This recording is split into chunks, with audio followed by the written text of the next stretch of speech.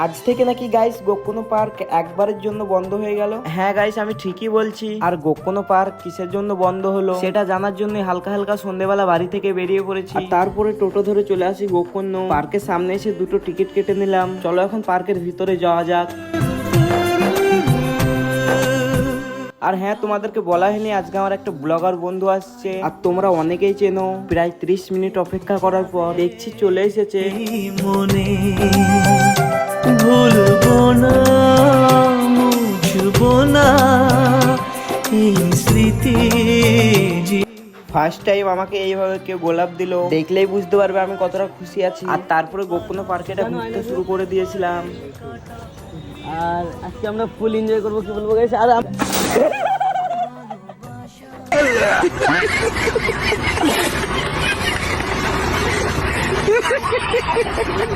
আর part 2 দেখতে চাইলে comment করো।